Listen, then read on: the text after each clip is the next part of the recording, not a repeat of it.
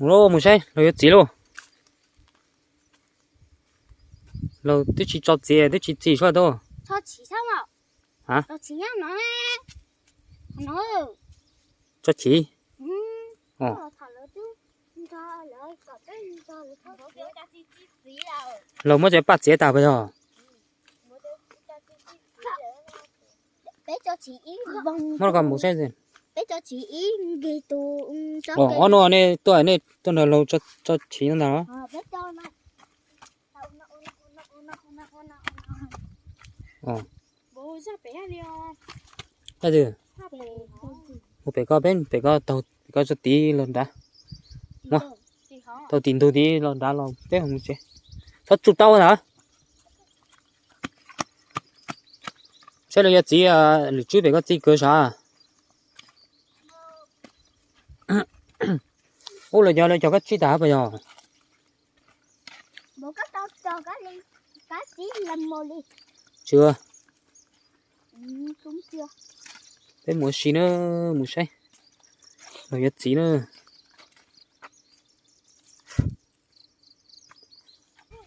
ô cháu mới cho cái chỉ đá đu lù bây giờ đại nó nhắc sau là đại hút cái chỗ này nó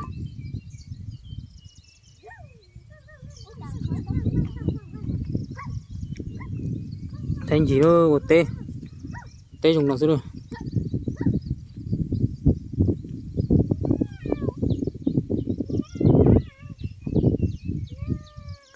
ô tên tàu liền tàu siêu phát cửa siêu ô lấy mới cho cọt ta sao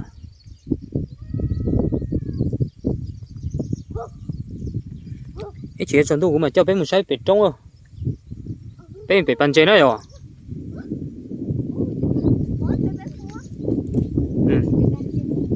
bị tê chơi bé lên mới cho bóc cừ đủ lử xíu nữa xong nào cái tên này mới sẽ tê tròn đầu chịu nhá tê cái tê chơi nó chơi qua chỉ bóc một chơi giải thôi xong nó này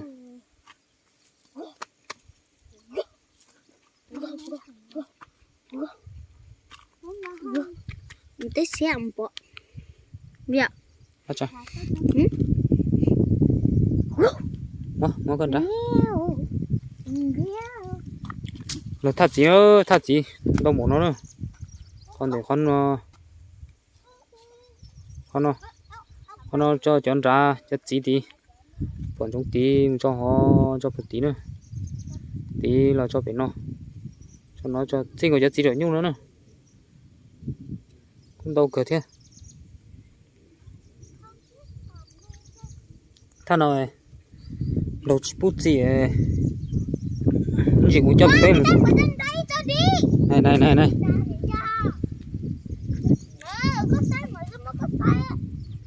cái gì cũng cho bé mùa cái gì cũng cho bé mùa sẽ thắp bé chỉ lo nữa mua con đã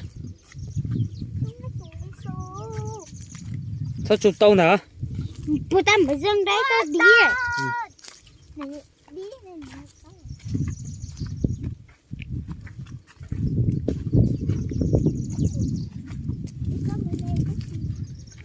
đi nó giờ thổ chi tôi mà ô nó chỉ tao rồi tết gì nó ô nó có thể sao sao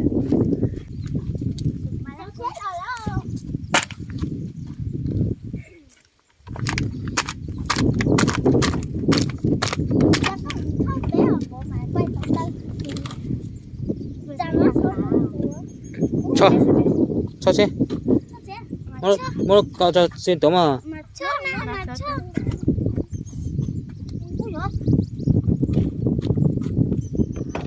có số đâu mà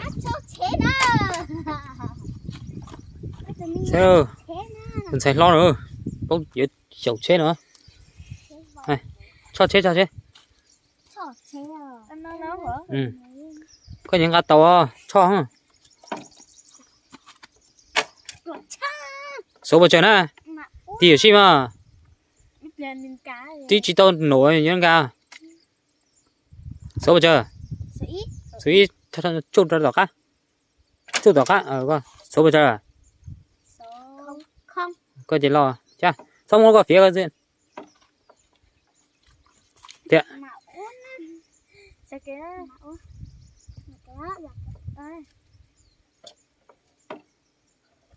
Ô, tôi chỉ mua giò đua.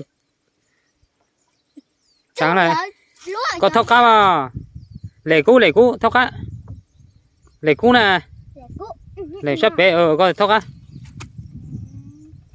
Thóc cá, thóc cá nè. Thóc cái thế, lệ cái thế thôi, lệ cái thế.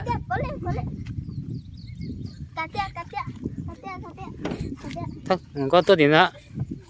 Ô, cảnh cửa này hắn đấy. Tốt cái thế. Thóc cá. Lệ cũ. Sao vào山哪一个科技刀啊？讲到山哪台上？thóc á, lấy cái tiền thóc á. Canh cửa đấy, cả tiền. Là tôi nói là mà đã thóc á rồi.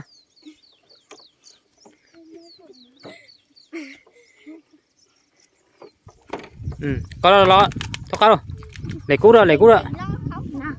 Lấy cái tiền. Thóc. Khâu chân trống à.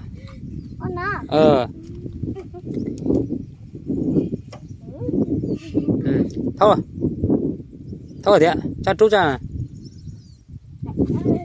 thế ạ, thế ạ.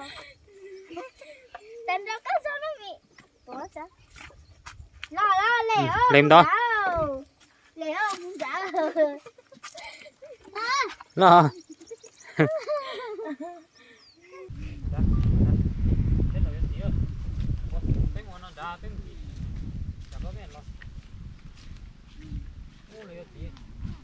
cái gì nó lo cơ đi à.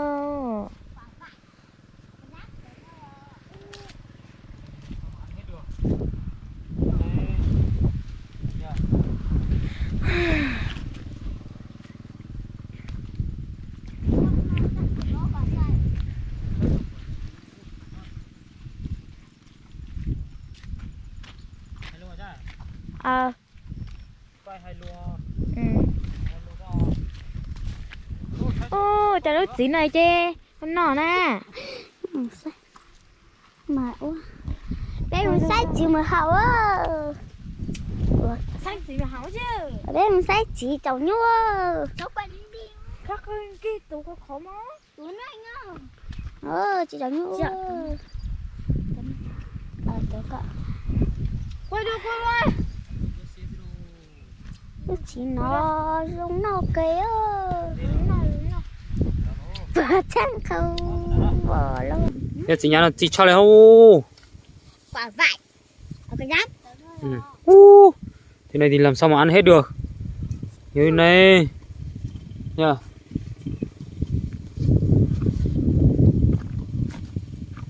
Hôm nay cần phải bó cả xoài. Nó xoay lục của cho chị nữa. Cho chị như thế cho này. Hello à cha. Chị như của nó cho thì cái gì nữa.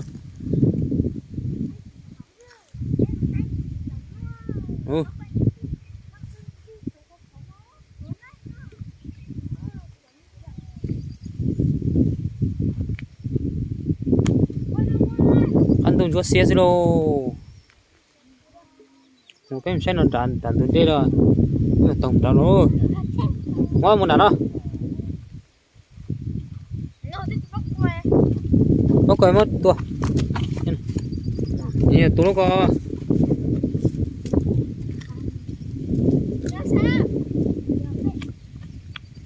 Wow, bút quá luôn.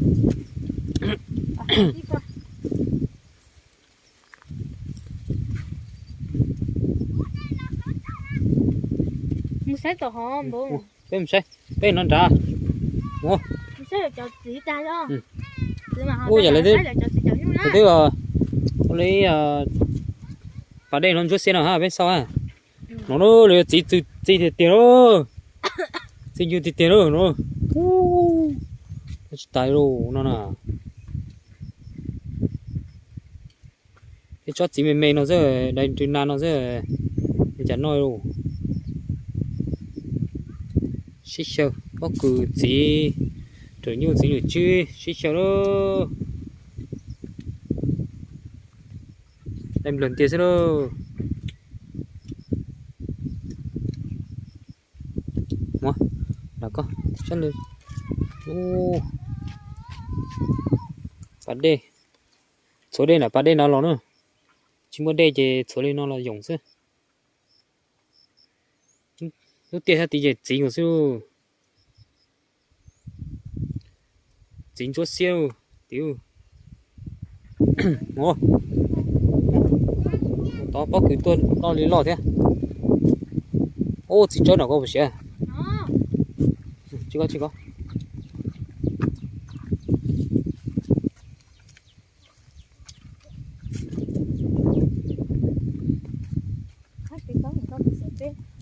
có thế cho con nào con mòn nhung dưa duyên đâu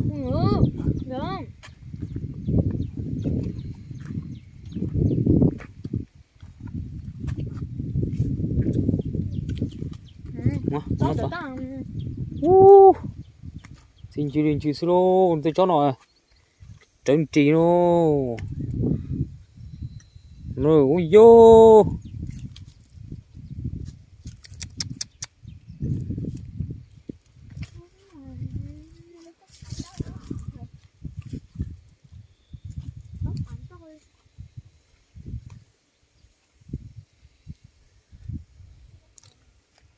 con nông rong tàu cửa nữa nha Đây này bớt. Đây bị héo. ừ. Con giới Đây này đây bị héo. con giới thiệu về xoài thế nào Không. con nói là xin chào tất cả mọi người nhé đây mình vườn xoài này là của nhà bác mình đấy Và mình rất thích ăn. và Nó có ông quấy tụi con cô mới đó. Nên tử đông tử đưa ra rất cái tia.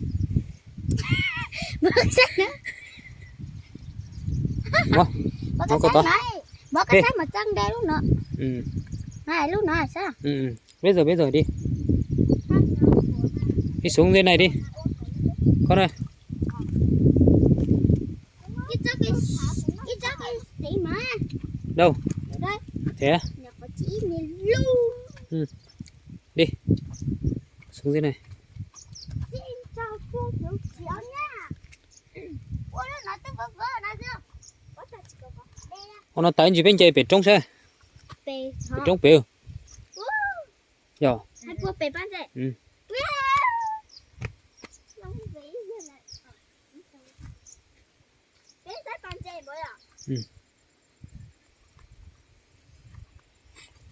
Đi thôi. Một cách con đi trước đi. Bố quay sau. Đi đi. Đi đi. Nui con chó này. Không biết không biết. Mới đâu Sao có mà thôi.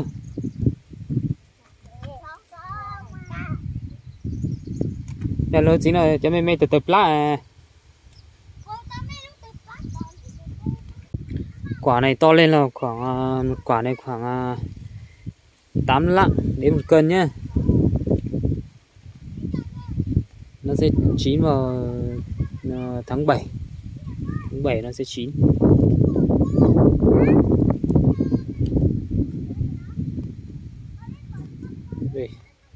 Đây nhìn nhá. Ôi dồi ôi. Quả này.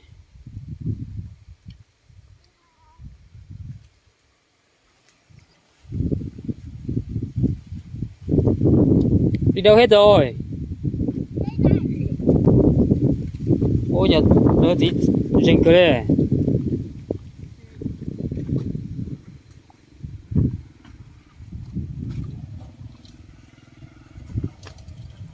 Thôi một tiếc làm sao? Chỉ muốn cho tôi xả. Bố bé thằng tông bể họ bé lại xe. Lại xe họ. Trong một chết đó tôi cho. Giờ mà ông chắc xe rồi.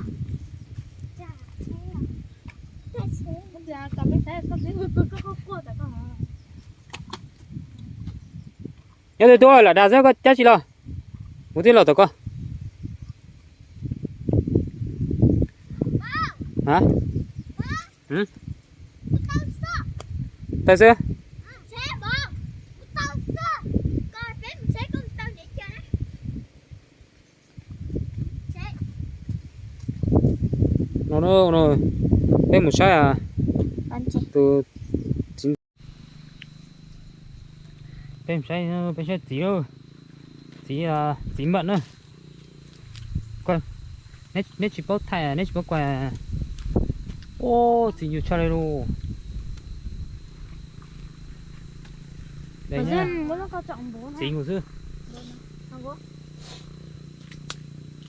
quả thế nhá còn bé lắm quả này thì chưa chín Sát tí nó bố. ăn thì chín rồi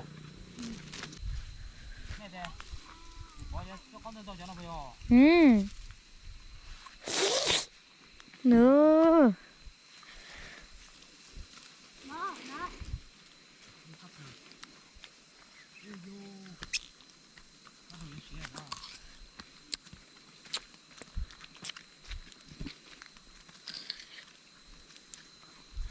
Sao thì nó sẽ cơm.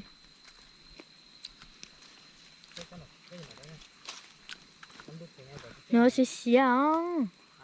Sẽ xiang.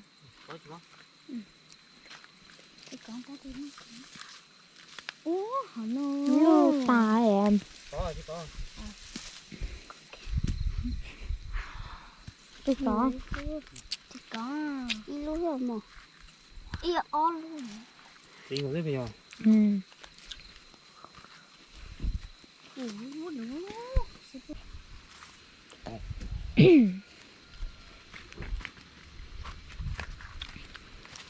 Báo cáo. Báo cáo không? Báo cáo không? Không.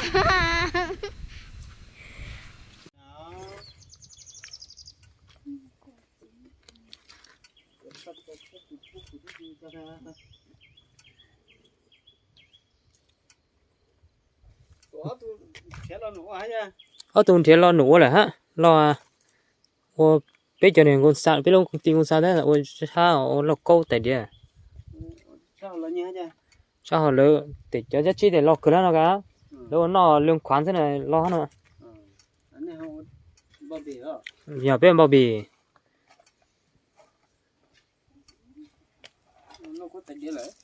nhờ tụi đã tuổi tôi đó tôi này chỉ cả tê hả cả coi cái nét cho bác cười à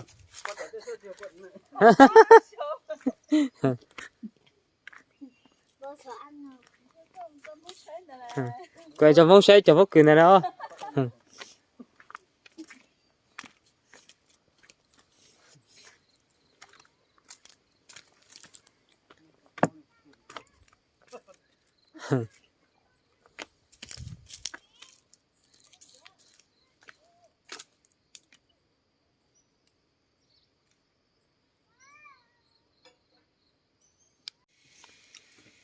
bên để chỉ nó chỉ bạc à để cho nó sẽ cười lên chỉ đây nè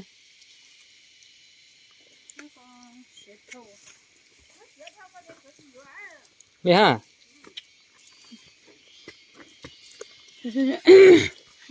Nói cho nó mê mê vào.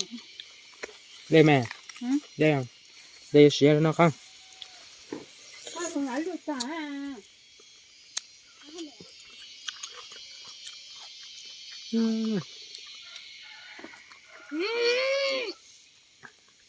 chỉ nhiều tiếng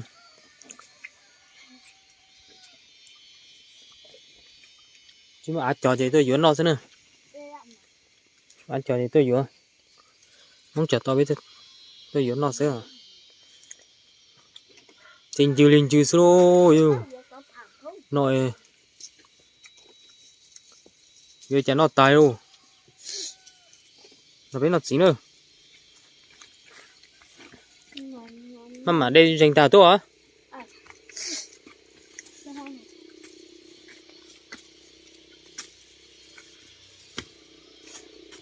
khác cửa cho nó này xé xé này Cái xịt đú á thôi cái đầu tỏi là ốp cái chó kìa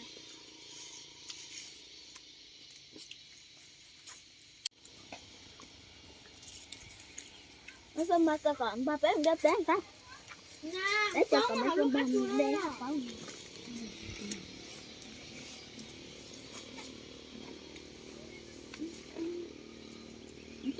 chỉ để tiêu lượng thì sung nó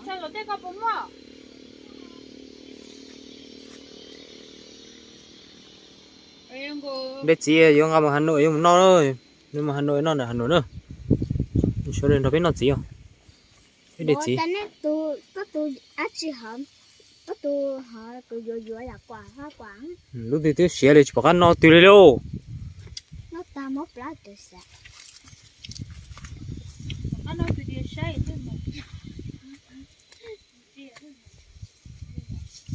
cái sấy luôn các cá muốn ai rồi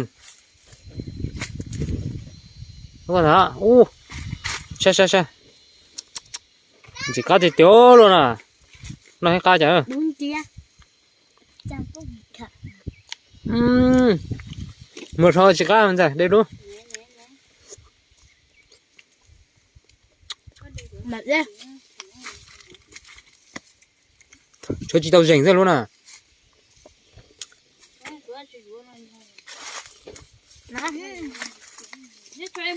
đây luôn đi nó cá rồi không to đấy cho rồi nó biết sao nó biết có tiếng nào không